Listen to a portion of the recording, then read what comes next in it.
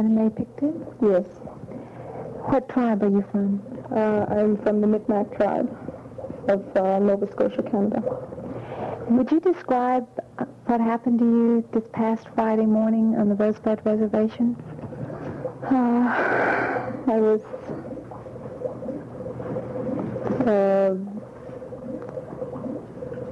awakened around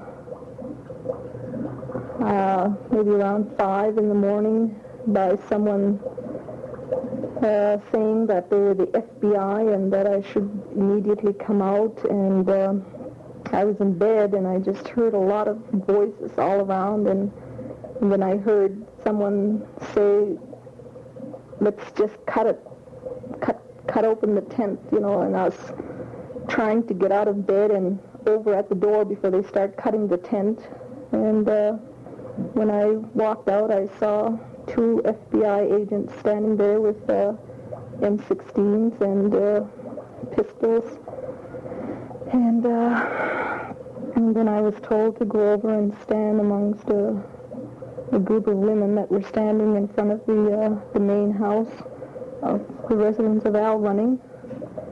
And I didn't know what was going on. Even then, I knew that they just came in and I don't know the correct word to use, raided or busted or just pillaged, or they were just all over the place, dumping things and just tearing things apart, and they just had everybody all over the place, with some had handcuffs and some didn't, and everybody was standing around half dressed, and so I went and stood over there, and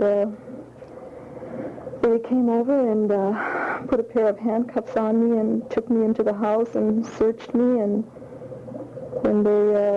they told me that I was going to be arrested and that I would be deported, and they also told me that they were going to charge me with illegal possession of explosives. Well, they didn't say explosives, they said illegal possession of dynamite, and that all happened within a matter of 15 minutes. That all took place, and I stood there, and they just continued to. I could hear things crashing inside the house. They were evidently moving large objects like furniture, I would imagine, refrigerators, bureaus, or chests, because I could hear things falling off, breaking, smashing, and I could hear comments coming from them inside, oh, look at this, or they would laugh at something, and then they were joking to one another because one couldn't move a dresser by himself, and you'd hear somebody going over and helping them, and something would smash, and then it was just like a bunch of I don't know, just they seemed to be having an awful lot of fun. They seemed to be enjoying themselves, and you could look anywhere and you could see them doing the same thing to the vehicles. They were just pulling things out and dumping things and just throwing things on the ground that were useless to them as evidence, and whatever they could find that they felt that they could use for evidence, they were marking it down, and whatever they felt that they couldn't use, they just threw it to the side, and they didn't have any respect for the value of any of the other contents other than what they could use for evidence. I would assume that's what they were doing, and while I was standing there with a group of women waiting, I was just being verbally harassed by some of the agents. They were implying that they had been looking for me for a long time, and that they were very pleased that they finally found me, and then they were referring to well, they weren't referring really, they were accusing me of a number of things that I have not done, and they said so many things to me that I know I haven't done, that I just stood there because I just didn't know why I was being arrested, or because they told me so many different things that I just didn't know. I just knew that I was being arrested. And they told me that I'd be in Canada by the afternoon, that they were going to deport me, and I was in this country illegally, and I tried explaining to them that I wasn't, and they just totally ignored me. They insisted that I was here illegally, and then during this, there were two young Indians that came up to the roadblock because they had a roadblock just past the Al Redding residence on the main road. They had a roadblock, and we heard some loud shouting, yelling, and the other two women that were standing there with me, we were talking amongst each other, and we were saying, well, what's going on? They're yelling at someone over there, and then we heard, if you keep going, we're going to shoot you, and the other woman that was standing there, she got pretty nervous because she said, that somebody's going to get shot, and if that ever happens, everybody's going to start shooting, and then it's going to be called an accidental shooting, and she was really scared.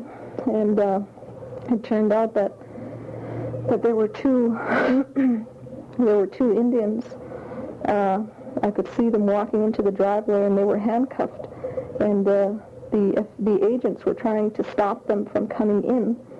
And but they walked in, and they were met by about 4 or 5 agents, and that turned them around and started pushing them, and we were just standing there. I couldn't even watch any longer because I was being distracted on the other side by all the smashing that was going on in the house, and the ransacking of the vehicles, and just looking into everything that was outside, food containers, and even looking through a little place that was secluded on the side for one of the female dogs that had a litter of puppies, and they were even going through that, and they were just every place, they're just picking up things, and finally, I heard the helicopters going around up in the air, and I could hear all the radio messages going back and forth, and the agents are coming over, just asking me questions over and over and over again, and they finally put me in the car, and they put a different agent in there with me and gave him a pencil and a piece of paper, and he started asking me the same questions they had already asked me, and then he'd add on more questions, and they finally, I guess, understood that I just didn't want to talk to them, so they put a woman agent in the back seat of the car with me, and we drove out towards the driveway, and they were taking me to pier, and but on our way from the running residence, we had to pass Crow Dog's residence.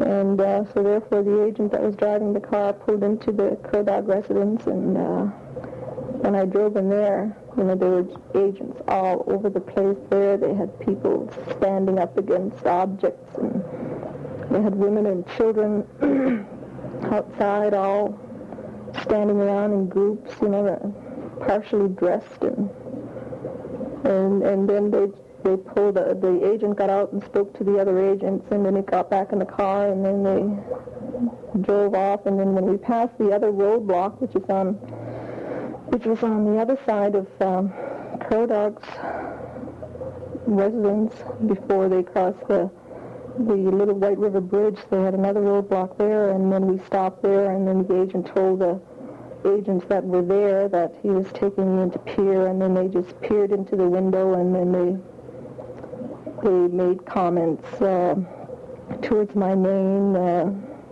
making it appear as though they all knew me by name, and they were remarking that I was a bit surly today, and they drove off, and they drove me all the way to pier, and when I got to pier, they took me to the federal building, took me upstairs on the 3rd floor, and they put me into one of the small offices, and I don't know how long I was in there, 40, 45 minutes, and the agents were coming in and out, and two-way radios were going off and on.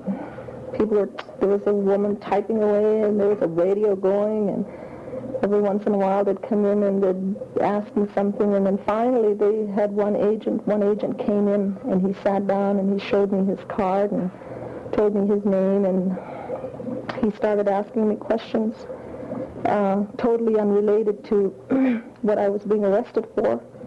And I told him that I wanted to talk to someone. I wanted to call someone so that they can send somebody up here to help me out. And he told me that I could not make my telephone call unless I talked to him first. And I told him that, they can't do that. And he said, well, you're not going to get a call through unless you talk to us first. And he said that he was talking to me about another situation which had absolutely nothing to do with why I was being arrested.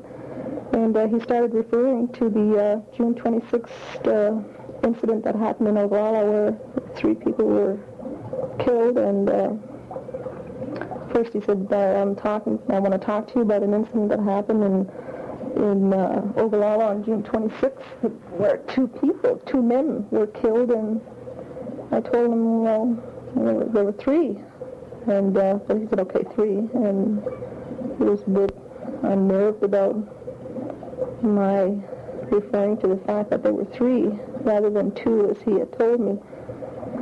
And he started referring to other things that had absolutely nothing to do with me, and he kept insisting that I used to live there where the incident took place, and I kept insisting back to him that I have never lived there, and he just wouldn't believe me, and he just kept asking me questions like if I knew Harry Jumping Bull or Cecilia Jumping Bull, and I've never had, the opportunity of even meeting these people, let alone knowing them. And he just finally, I just refused to talk, and so he left me alone.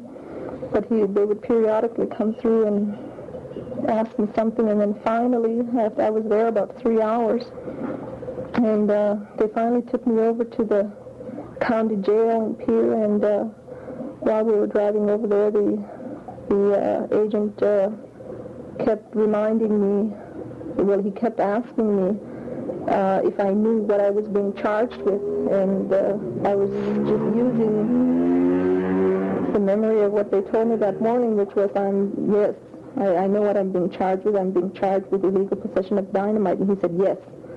And do you understand what that means? I said, yes. And he wanted to know if I wanted to talk to him. I said, no, I don't. He finally got me to the county jail, and he told the jail keeper that he had to call the federal building. And so he did, and he returned, and then he had it written on a piece of paper what I was being charged with, and which was different. And he says, you know what you're being charged with? He asked me that again. I said, yes, illegal possession of dynamite. And he says, well, this is your charge. And then he showed it to me written on a piece of paper, altered firearm, possession of a firearm with altered serial number, which was totally different than, what they told me I was being arrested for. And then he asked me if I understood that, and I said, yes, I understand it. Well, no, I told him I didn't at first, and he explained it to me, and I said, well, then, yes, I understand. And he just kept standing there asking me if there was anything more. And I just said, no. And he said, are you sure there's nothing more? And I said, I'm sure. And he said, you don't want to say anything else to me? And I said, no. And he said, you don't want to talk to me? And I said, no. And then the jail keeper said, well, is that it? And he said, yes, I think so. And he'd look at me and he'd say, isn't that it? And I just kept insisting, yes. And I didn't want to talk to him.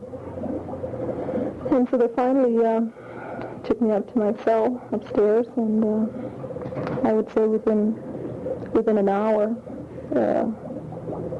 I heard someone opening the door, and it was a woman came in, and she called my name, so I got up out of bed and went over there, and she introduced me to a U.S. Marshal, and he told me who he was. He gave me his name, and he gave me a piece of paper, so I looked at it, and it was a subpoena. I was being subpoenaed for the grand jury in Rapid City, and it had on there the date and the time that I should go there, and then he left, and so I went back in my cell, and I just stayed there until later on that afternoon.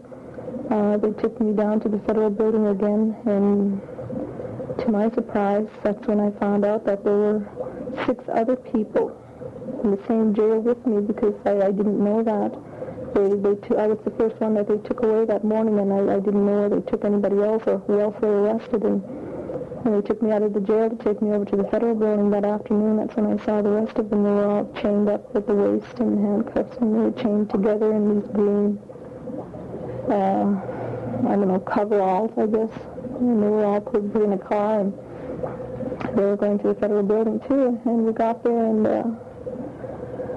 since I don't understand any of the very many legal terms or legal language, I asked what I was being taken there for, and I still don't remember what they told me. But I've never gone through anything like that before. I've never been arrested like that, and I just didn't know what was going on. And they took me down to the federal building, and I went in front of the magistrate, and there was an attorney there for me, and I don't know, they were just talking about, they said bail for me, that's right, and they set it at $5,000, and they took me back to the jail, and then the following day I went up for a bail reduction, which was at first denied, and with the comment that my lawyer was telling the magistrate that $5,000 is an unreasonable figure for me, because there's no way that I can get up that much money. It's just totally impossible. I have absolutely no resources whatsoever. And he said, well, that's right. And my lawyer, told the magistrate that I would have to, just sit in jail. And the magistrate's reply was, yes, that's right. That's exactly what she has to do, is sit in jail. And finally, they continued talking about whether or not I was actually guilty of the charge, and I think they realized then that was not a place to be discussing that, but, a courtroom is where something like that has to be discussed and proved. And finally, they asked me for my own personal statement as to my past work here in South Dakota, and I told the magistrate the work that I have been doing in Oglala, and he still denied it, my bail reduction. But finally, after he was told, because he did make a statement stating that I had been indicted, and my lawyer said, no, she has not been indicted, and to his, he was really surprised. He said, oh, you haven't been, and then he looked at I don't know if it's a prosecutor, I think that's what you call him, and but I know he's not on my side, and he asked him, he said, she's not been indicted, and he said, oh no, and evidently that totally made a different, circumstance for him to make a decision, because he then said, well, one of the conditions that we can release her on would be under the custody of her lawyer, which would be, 10% of her bond, and certainly made me feel happy, because I knew I'd never be able to raise $5,000 sitting in jail. And so from there, it was just a matter of waiting until people finally got together $500, and I was released on bond. And now I'm working myself, trying to raise bail money for the rest of them, which is $5,000 each, and I know that it's money that they cannot raise, because not one of these people, has $5. I can honestly say that they don't have even $5, let alone $5,000. And my whole purpose now is to raise funds, and also raise or to have the press concentrate on this whole incident, because to the best of my findings lately since I've been out, is that this incident started way before Friday morning when the raid was conducted. I hear that there have been a lot of things that have been taking place in Rosebud that led up to this, and also we are not allowed to have outside attorneys out of the state of South Dakota. And yesterday, before I was released, the magistrate appointed a South Dakota lawyer for me, whom I don't know, and who knows absolutely nothing about the raid, why the raid happened, or he only knows what I have been charged with, and that is it. And I do have some people that have been willing to help and for counsel, and I don't know how that's going to turn out. But hopefully I can get some press coverage, that will reach across the country and help financially and support physically. And because it's very critical that these people and myself, that we get a fair trial, and because it's something that has been involved here for a long period of time. It just didn't start Friday. It's something that has, the injustices that have been going on the reservations here in South Dakota have been just continuing, and the only way I feel that they think they can stop them is to arrest everyone, throw them in jail, and they feel that that's the end of the problem. And I don't think that's no solution to any problem. Jails are not a solution to problems, and so that's what I'm doing now. What was the FBI's excuse for coming to the running home? They gave me absolutely no excuse. As far as I know, after consulting with my lawyer, I then found out that they had search warrants, and the search warrants were, they were looking for a particular number of things, which I don't remember, but they also had warrants for the arrest of 5 of the people because of a supposedly an assault and battery charge that has been signed, a complaint that has been signed by 2 people who are non-Indians. Did the FBI make any racist or insulting remarks to you? The FBI most certainly conducted themselves with the attitude that they are a racist. They during their search, they emptied medicine bags and threw about medicine pipes and confiscated eagle feathers and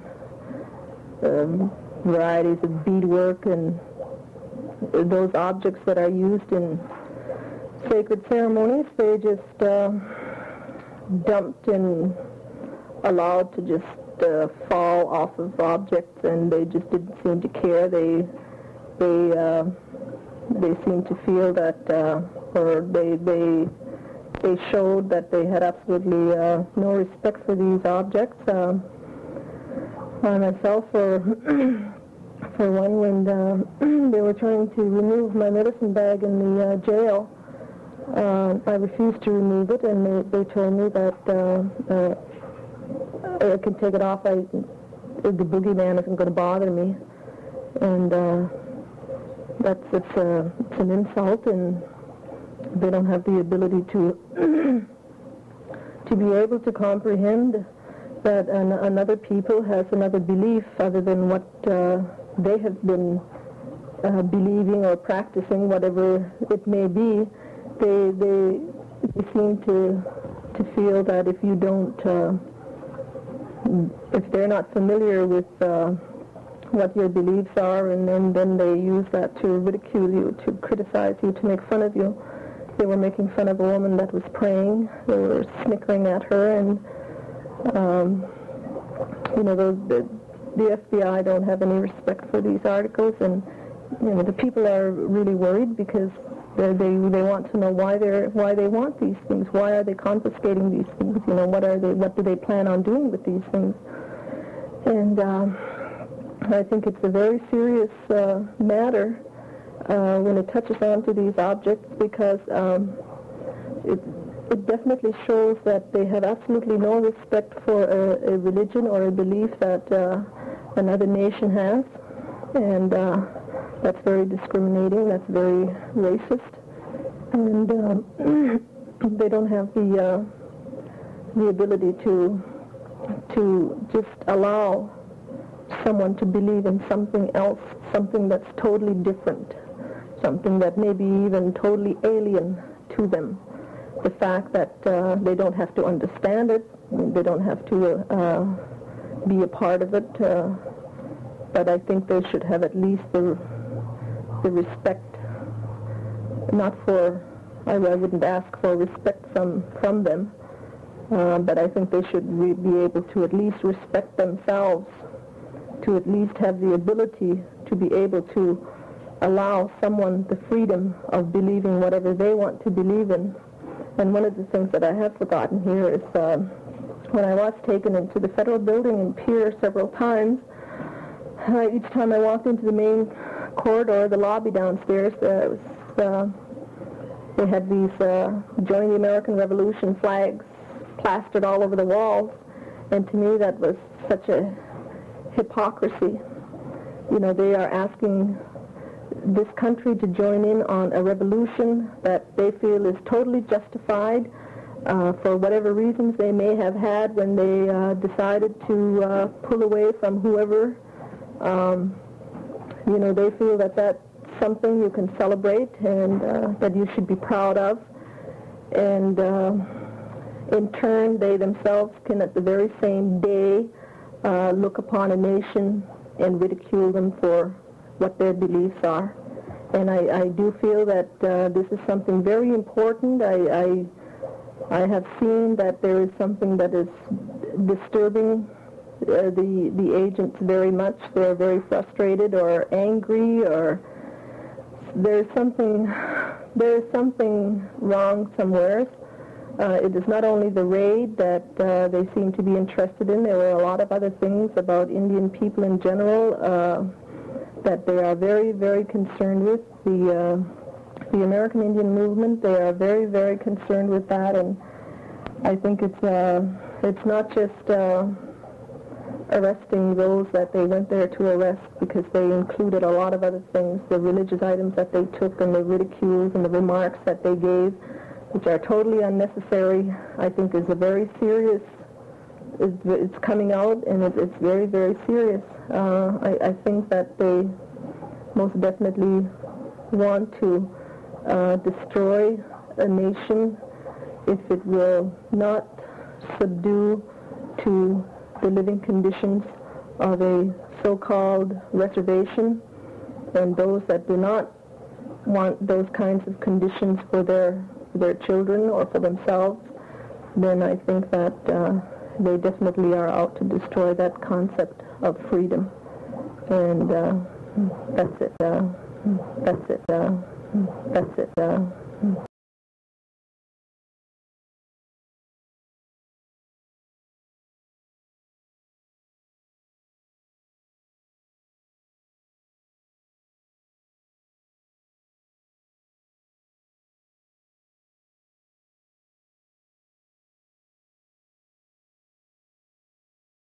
What did she do here on the reservation? She mentioned the work she did.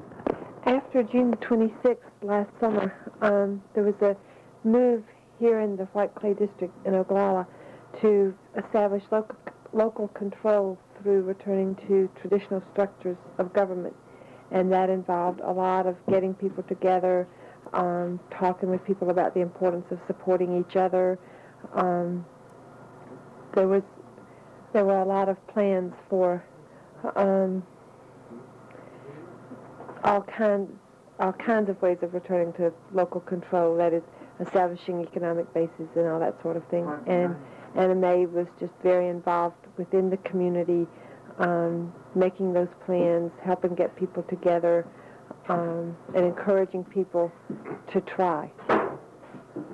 She had worked with AIM in St. Paul, Los Angeles, here on the reservation, in a number of places, and she had a lot of experience and background that was very helpful to people here who have not had that contact outside.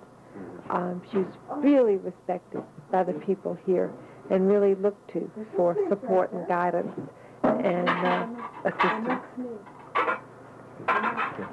demand that a full investigation be conducted about the causes and circumstances of the death of Anna Mae Aquash. We do not believe she died of exposure, and we are certain foul play is involved. The way in which the BIA police and the Federal Bureau of Investigation have handled this investigation makes it appear to be more of a cover-up than an investigation into the death of still another Indian on Pine Ridge Reservation. If she was identified by her fingerprints, why did it take so long? Why was she buried before she was positively identified? Or did the police and federal and tribal authorities know who she was? Anna Mae worked hard, serving her Indian people, and assisted in our efforts to shed the shackles of government paternalism. She was with us and has lived in Oglala. We consider her a friend. So, therefore, we are concerned because we feel that